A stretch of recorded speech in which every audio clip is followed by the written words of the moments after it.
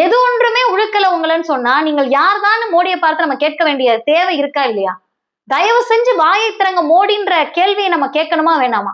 மணிப்பூர் பற்றி எறிகிற போது அமைதியாக இருக்கிறார், மூச்சு கூட இல்ல. பெண்கள் பாலியல் வன்கொடுமைக்கு ஆளாக்கப்பட்டு தெருவில் இழுத்துட்டு போறாங்க, நிர்வாணப்படுத்தி பிரதமர் மோடி அமைதி காட்கிறார். டெல்லியினுடைய மையப்பகுதி, இந்தியாவினுடைய மையப்பகுதியில் நின்று விளையாட்டு வீராங்கனைகள் மிகப்பெரிய அளவுல போராட்டம் நடத்துறாங்க, எங்களுக்கு எதிராக பாலியல் வன்கொடுமை நடந்திருக்குன்னு. மூச்சே விடல பிரதமர் மோடி. எந்த பிரச்சனைக்கும் விவசாயிகள் போராட்டம் பண்றாங்க, திரும்பி கூட பார்க்கல.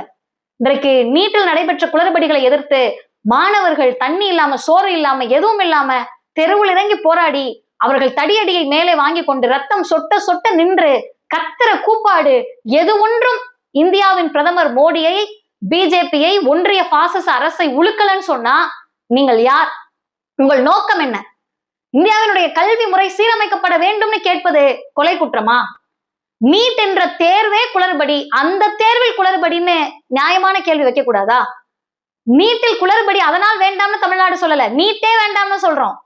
அதை எதிர்த்து மாணவர்கள் தமிழ்நாட்டில் போராட்டம் நடத்தினா அவர்களை இங்க இருக்கக்கூடிய ஏவல் துறையாக செயல்படக்கூடிய காவல்துறை குண்டுக்கட்டாக தூக்கிட்டு போறாங்க. இந்த ட்ரீட்மெண்ட்டை என்றைக்காவது நீங்கள் குற்றவாளிகளின் மீது காட்டியிருக்கீங்களா?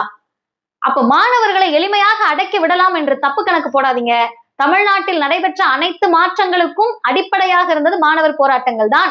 தமிழ்நாட்டில் மட்டும் இல்ல, இந்தியாவினுடைய மிகப்பெரிய அரசியல் சூழலை எல்லாம் மாற்றி காட்டியது மாணவர்களுடைய போராட்டம் தான். பாசிச பிஜேபிக்கும் இந்த மாணவர்கள் முடிவுரை எழுதுவார்கள்.